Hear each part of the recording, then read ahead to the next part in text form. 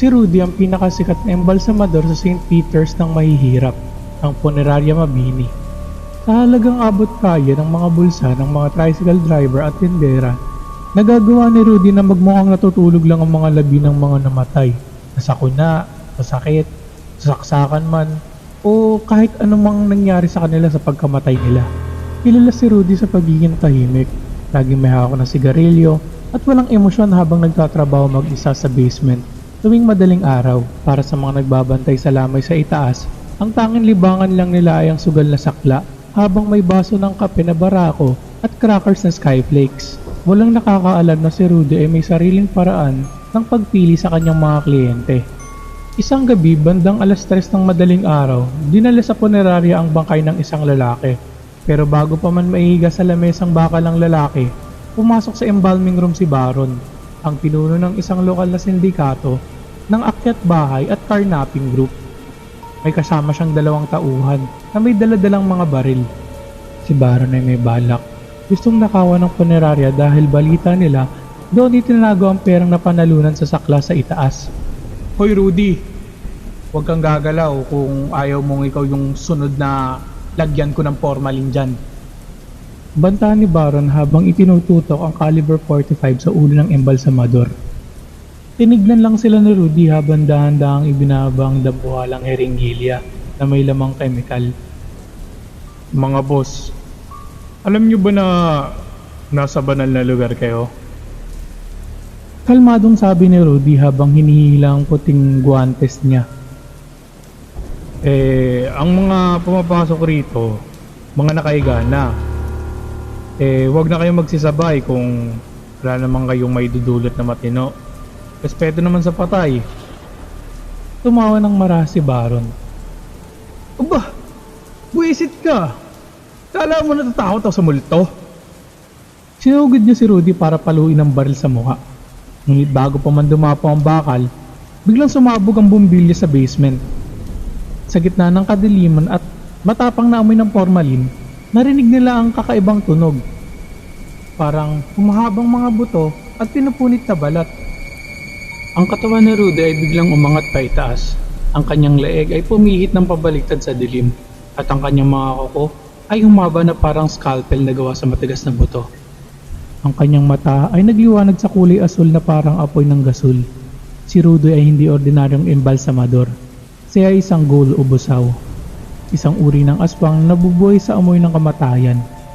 Nagtayo siya ng punerarya upang maging legal na dambaan ng kanyang kalikasan nang walang naghihinala. Anak ng aswang! Sigaw ng isang tauhan ni Baron. Nagpaputok ito ng baril. Ngunit isang mabilis na kumpas lang ng kamay ni Rudy. Nasalo niya ang bala gamit ang kanyang matitigas na kuko. Sa isang iglap, sinakal ni Rudy ang leeg ng unang tauhan. Brutal niyang ibinalibag sa pader.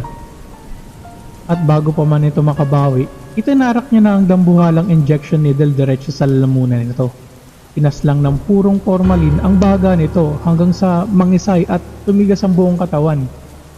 Ang ikalawang tauhan naman ay sinubukan tumakbo sa pinto, pero gamit ang kanyang mahahabang leeg, inabot siya ni Rudy at brutal na binasag ang bungo nito sa gilid ng bakal na lamesa. Naiwan si Baron, nakaluhod sa basang sahig, nanginginig habang nakatitig sa dambuhalang anyo ng embalsamador. Maawa ka pare! Wag mo papatayin! Si Rudy ay hindi pumapatay ng mga inosente. Ginagamit niya ang punerarya upang maging huling hukuman ng kalye. Ang kanyang totoong trabaho ay ang mag-audit ng kaluluwa ng mga kriminal. Ang mga biktima na pinapatay niya sa gabi ay ang mga masamang elemento na nambibiktiman ng mga nagdadalamhating pamilya. At ang bangkay na perpektong naimbalsamo na nakikita ng mga tao sa kabahang sa itaas, iyon ang mga kriminal na brutal na hinubara ng laman sa dilim. Pinuno ng semento at bulak sa loob upang magmukhang payapang natutulog para sa kanilang libing. Ano Baron? Marami ka ng pamilyang ninakawan ng kinabukasan. Narapat lang yan sa'yo.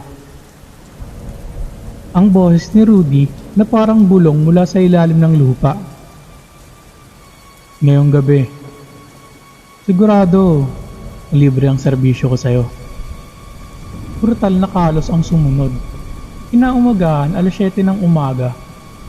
Maingay na naman ang kalsada sa tapat ng punerarya. Amoy kape, may mga nag-uusap tungkol sa sakla.